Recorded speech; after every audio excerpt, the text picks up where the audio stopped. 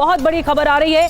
Iran पर किसी भी वक्त हमला हो सकता है। अमेरिका कर सकता है बड़ा हमला। ईरान के पास सैन्य घेराबंदी तेज कर दी गई है। हमले को लेकर अमेरिका की बहुत बड़ी तैयारी है। ट्रंप से हरी झंडी मिलते ही हमले शुरू हो जाएंगे।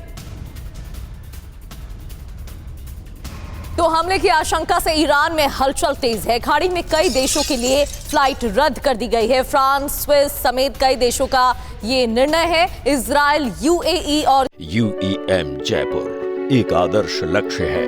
भावी छात्रों के लिए अच्छी नौकरी, भविष्य के लिए तैयार कौशल के साथ अच्छी शिक्षा।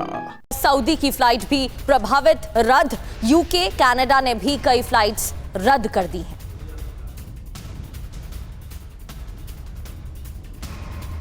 और ईरान पर हमले की आशंका से फ्लाइट ट्रैफिक पर भयंकर असर पड़ा है। ईरान इजराइल के फ्लाइट रूट पर असर पड़ा है। मिडिल ईस्ट, रूस से कई विमानों की वापसी हो रही है। मिडिल ईस्ट में विमानों का मूवमेंट घटा है। आप अगर तस्वीरें देखेंगे तो ये हम आपको पूरा एयर ट्रैफिक दिखा रहे हैं कि मिडिल ईस्ट से सारी उड़ानें दूसरी तरफ डाइवर्ट हो रही हैं। एहतियातन ये बड़े कदम उठाए गए हैं। रूस से कई विमानों की वापसी हो रही है। ये बड़े कदम देखे जा रहे हैं और ये जो एस्केलेशन है या ये जो सक्रियता है, ये बता रही है कि कुछ भी हो सकता है ईरान में।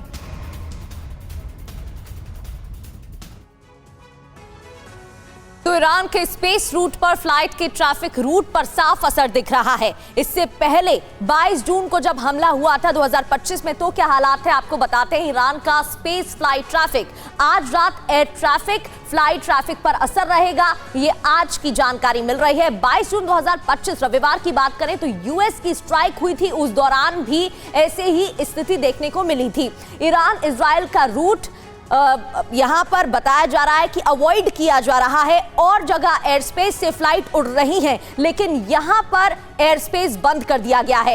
एटमी ठिकाने टारगेट 22 जून को किए गए थे। इस दौरान यूएस की तरफ से हमला हुआ था। देखिए, कुछ वैसे ही सिचुएशन हो रही है जो 2025 में जून में हुई थी। आज रात एयर ट्रैफिक किस तरह से रहा, विमानों का मूवमेंट घटा, वैसे ही विमानों का रूट बंद था जब 2025 में जून में विवाद बढ़ा था। और उसी वक्त के हालात अब भी स्पेस ट्रैफिक में देखने को मिल रहे हैं। विमानों का जो मूवमेंट है वो घटता हुआ दिख रहा है और विमानों का जो रूट है वो बंद था। इस बीच एक और बड़ी खबर आ रही है, यूएस इजराइल का जॉइंट ऑपरेशन भी संभव है, जो जानकारी मिल रही है। यानी अमेरिका इजराइल के जरिए एयर स्ट्राइक करेगा। फारस की खाड़ी में सैन्य हलचल बहुत तेज है। अमेरिकी सैन्य अड्डों पर मिलिट्री मूवमेंट देखी जा रही है। रविवार रात तक हमले की आशंका है। अगले 24 घंटे में ईरान पर हमला हो सकता है। मिडिल ईस्ट की मीडिया में हमले की सुगबुगाहट है। तो कुछ भी हमला किया जा सकता है और ये कभी भी स्थिति हो सकती है। 24 घंटे में ईरान पर हमला किया जा सकता है। हमने आपको एयर ट्रैफिक की हालत दिखाई कि मिडिल ईस्ट से कैसे विमानों की वापसी हो रही है। अब फारस की खाड़ी में हलचल तेज हो गई है। यहां पर सैन्य हलचल की जा रही है। अमेरिका और इजराइल की लामबंदी देखने को मिल रही है।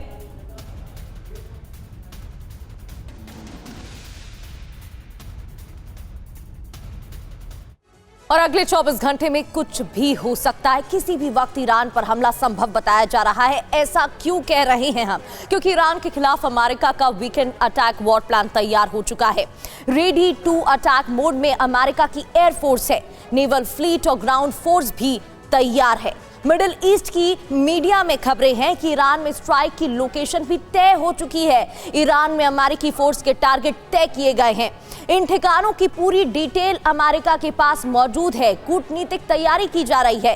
ईरान के खिलाफ अब अमेरिका इजराइल का जॉइंट ऑपरेशन संभव है और दोनों देशों के फाइटर जेट इस स्ट्राइक को अंजाम दे सकते हैं। बड़ी बात क्या है? ईरान के करीब अमेरिकी आर्मी की तैनाती बढ़ गई है। ईरान की अमेरिका के युद्धपोतों से घेराबंदी की गई है। घेराबंदी के साथ ही बाहर और अंदर से भी रणनीति तैयार की जा रही है घेराबंदी की। राष्ट्रपति ट्रंप भी अपनी स्टेटमेंट में हमले के संकेत दे चुके हैं और वो भी कई बार।